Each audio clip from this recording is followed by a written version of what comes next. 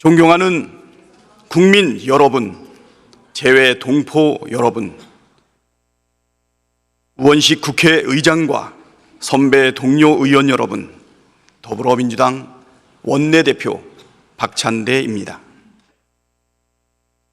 역사와 국민 앞에 무거운 책임감으로 이 자리에 섰습니다.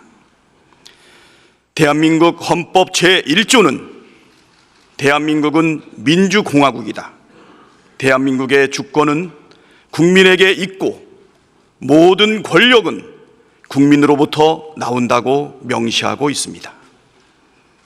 지난 9월 4일 저의 제22대 국회 첫 번째 정기국회 첫 교섭단체 대표연설은 이렇게 헌법 제1조를 상기하는 것으로 시작했습니다.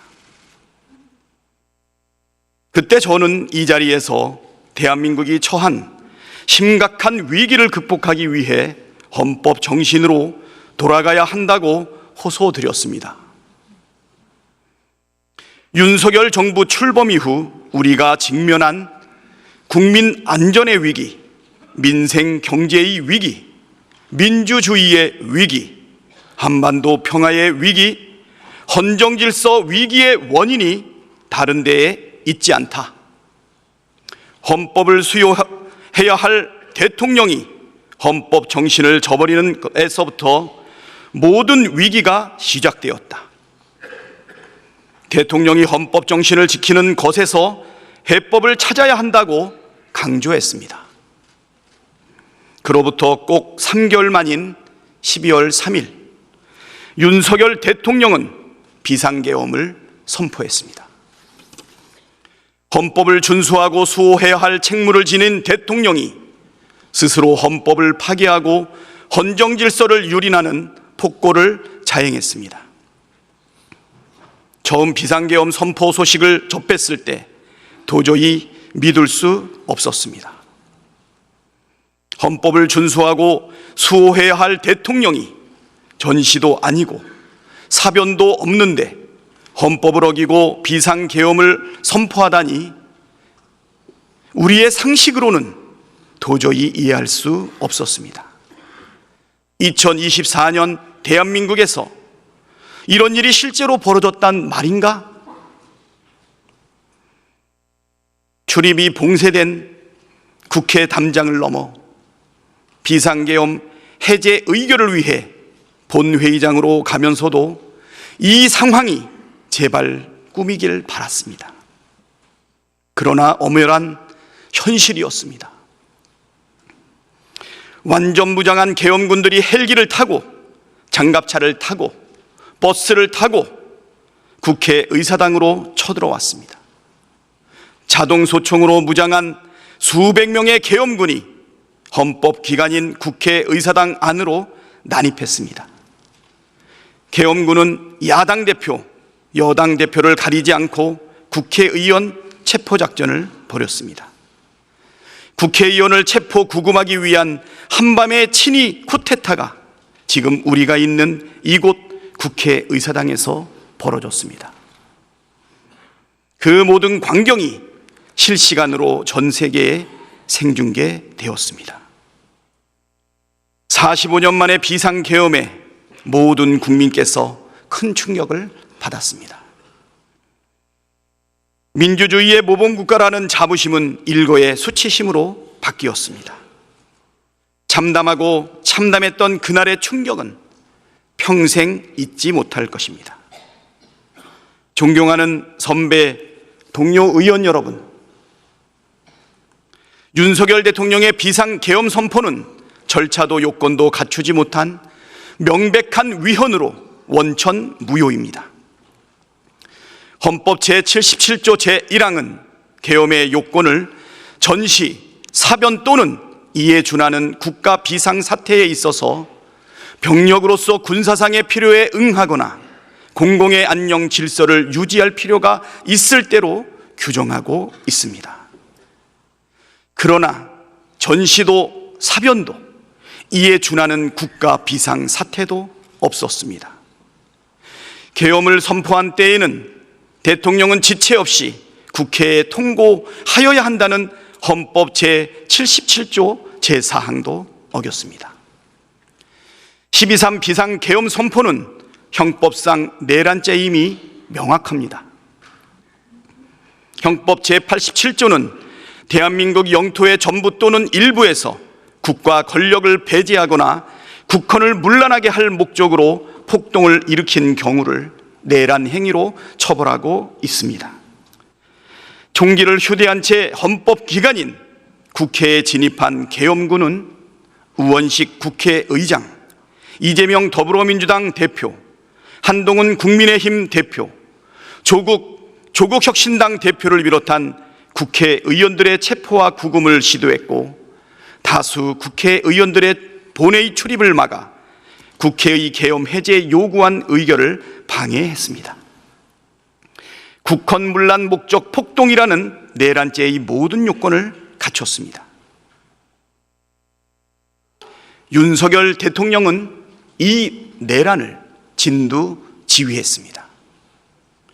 윤석열 대통령은 직접 홍장원 국가정보원 1차장에게 전화를 걸어 국회의원들의 체포를 지시하면서 이번 기회에 다 싹 잡아들여 싹 다 정리해 라고 했습니다. 윤석열 대통령은 특수전 사령관과 수도방위 사령관에게도 전화를 걸어 상황을 직접 점검했습니다. 즉 12.3 비상계엄 선포는 대통령이 자신의 권력을 유지하기 위해 군대를 동원해 국민 주권을 찬탈하고 행정 권력뿐만 아니라 입법과 사법 권력까지 장악하기 위해 벌인 내란 행위입니다. 내란을 계획하고 실행하고 진두지휘한 윤석열은 내란의 우두머리, 내란 수괴입니다. 존경하는 국민 여러분, 선배 동료 의원 여러분, 12.3 비상계엄 내란 사태에서 드러난 것처럼 윤석열은 대통령 직무를 수행할 자격은커녕 정상적인 사고와 합리적 판단이 불가능한 상태입니다.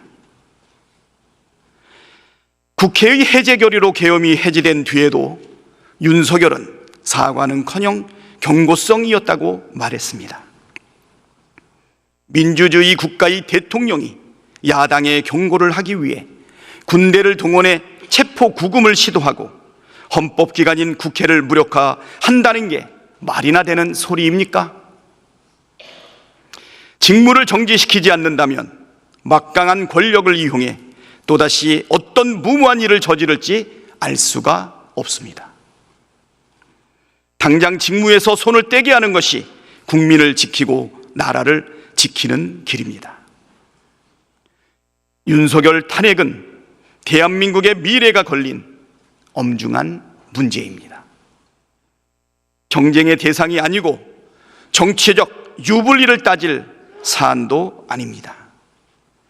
12.3 비상계엄 내란 사태는 우리나라의 경제, 외교, 안보에 심각한 악영향을 미치고 있습니다. 윤석열이 대통령 직무를 계속 수행한다면 대한민국이 처한 경제적, 외교적, 안보적 위기는 더욱 악화될 것이 자명합니다.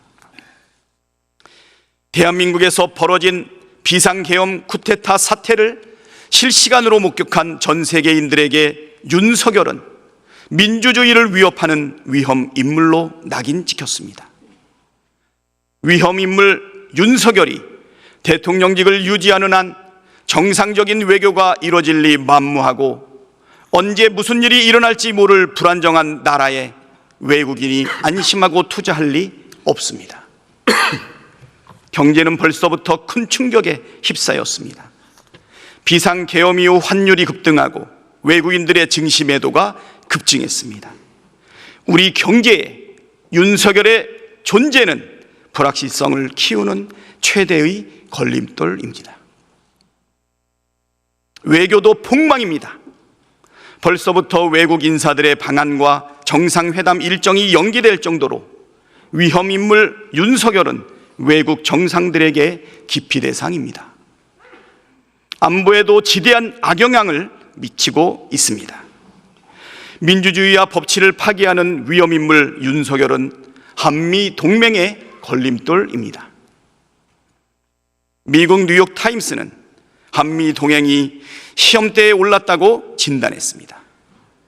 미국 국무부 장관 커트 캠벨은 비상계엄 선포에 대해 심한 오판이라고 비판했고, 미국은 한미 국방당국이 개최할 예정이던 회의와 훈련을 연기했습니다.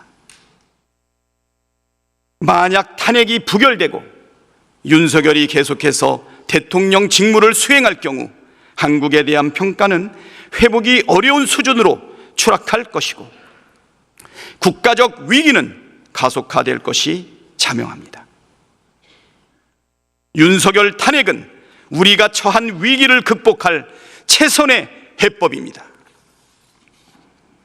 탄핵으로 불확실성을 없애고 대한민국 민주주의의 회복 탄력성을 전 세계에 보여주는 것이 경제, 외교, 안보 위기를 극복하는 가장 빠른 지름길입니다.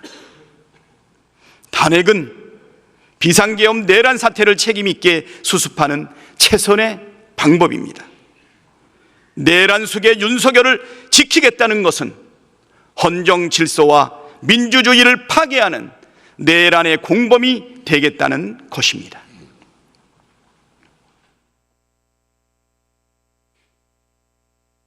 국민을 대표해야 할 국회의원이 국민에게 총부리를 겨눈 자를 지키겠다고 하는 것이 바로 국민 배신, 국민 반역입니다.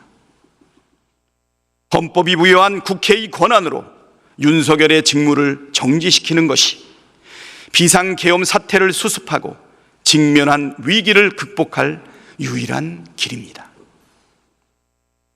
사적 이익을 위해 국민의 뜻과 국익에 반대되는 결정을 내리는 것은 구한말 나라를 팔아먹었던 을사의족으로 충분합니다. 역사에 죄를 짓지 말아야 합니다. 지금 전 세계가 대한민국을 주시하고 있습니다. 지금 모든 국민이 국회를 주시하고 있습니다. 오늘 이 자리에 모인 우리가 내린 결정이 대한민국의 흥망을 결정합니다. 탄핵소추안에 찬성 의결함으로써 대한민국의 민주주의가 살아있음을, 대한민국의 국민 주권이 확고하게 살아있음을 입증해 주시길 간곡하게 호소드립니다. 윤석열의 대통령 직무를 정지시킴으로써 대한민국의 위기를 슬기롭게 극복해 나갈 단초를 마련해 주시길 간절하게, 간곡하게 호소합니다.